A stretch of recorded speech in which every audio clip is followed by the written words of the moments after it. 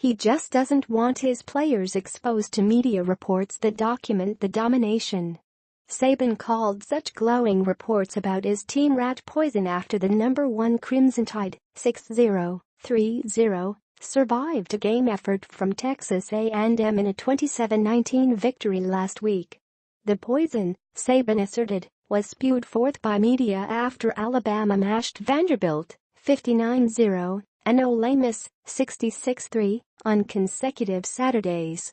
But it can also be found throughout the pages of Alabama's game notes, which document Saban's 56 record when the Tide is ranked #1, and Alabama's 29-1 record at Bryant-Denny Stadium since they lost to Texas A&M in 2012. Even the University of Alabama is making it difficult on the Crimson Tide this weekend. Alabama has set up a party time weekend for their fans, designating this as their homecoming game and holding a 25-year anniversary celebration of their 1992 national championship.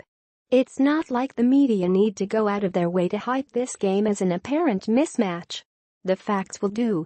The University of Arkansas, Fayetteville, 2-3, 0-2, is listed as a 31.5-point underdog and is seeking its first victory over a Power 5 opponent since last November. The Razorbacks haven't defeated the Crimson Tide since 2006. Saban's Alabama teams are 10-0 against Arkansas, having beaten the Hogs in routes like back-to-back 52-0 stompings in 2012 and 2013, and in Tide affairs like a 14-13 decision in 2014, a 24-20 game in 2010, and a 41-38 shootout in 2007. Bottom line, Saban, counting 2 victories over Arkansas, while at LSU, is 12-0 against the Razorbacks since the Miracle on Markham defeat in 2002.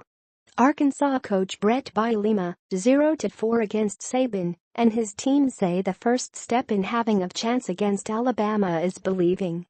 The biggest thing is you obviously can't get beat before the game is played, Bielema said. They've had a couple lopsided games where I think they had that effect on people. If you go over there and play with poise, you never know what's going to happen. Arkansas's quarterback situation will be a key on-field storyline. Senior Austin Allen is recovering from a bruised shoulder suffered last week at South Carolina, and although Bielema suggested on his radio show on Thursday night Allen would give it a go, there has not been a definitive announcement. "If I'm healthy, I'm going to be out there," Allen said on Tuesday. Freshman Cole Kelly took plenty of reps in practice this week and could wind up making his first career start before a crowd of 100,000 or more. The Razorbacks said their mental approach is a key factor in having a chance at the upset. "Just trying not to psyche ourselves out," sophomore more defensive end McTelvin again said.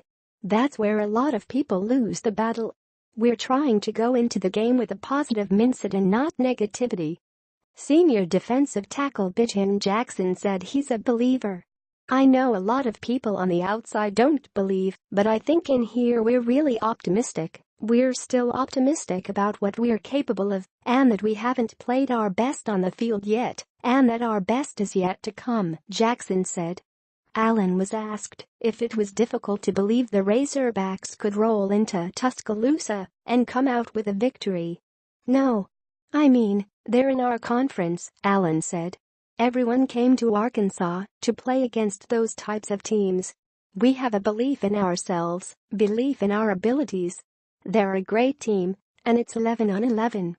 Senior center Frank Ragnow was asked if Texas A&M's close game against the Crimson Tide could be motivation after the Hogs lost a 50-43 slugfest to the Aggies. "Each week it's a whole new war," Ragnow said. "Anybody can beat anybody. We've seen it in the college football world all the time. So yeah, it's encouraging seeing how A&M played them and how we played versus A&M, but you can't really think, oh, they played them well, so we should play them well too." Saban spoke well of the Razorbacks all week. "We have a lot of respect for Arkansas," Saban said on Monday. "Tough, hard-nosed football. We're going to have to do a good job of executing." Saban, 35-2 against current SEC head coaches, has lost once to Texas A&M's Kevin Sumlin and once to Auburn's Gus Malzahn. During the week before the Alabama A&M game, a big topic on the SEC teleconference, perhaps to Saban's chagrin, was a series of questions to coaches about the gap between Alabama and the rest of the SEC based on the Tide's 20-game winning streak against conference teams and its scoring gap of 125-3 against them entering the week. Alabama has been good before I got here and while I've been here, and they are a good football team that wins national championships, Bielema said on that forum. I think you're looking at a good football team, Sumlin said when asked about Alabama's winning margin of 35 points per game against its previous 5 SEC opponents. But games are mutually exclusive, and everybody's got an opportunity when you line up. They've been very impressive. Ole Miss coach Matt Luke said he was impressed by Alabama losing 6 defensive players to the NFL draft and still remaining stout. I thought they were the same Alabama team, but they were better offensively, just more efficient, Luke said. I think the biggest thing is, when you play a team like Alabama, they don't leave you any room for errors, and they capitalize on your mistakes. To beat them, you have to force them into some turnovers. To beat them, you have to play really well, and then get a few breaks. Agim is one of several Razorbacks who received a scholarship offer from Alabama.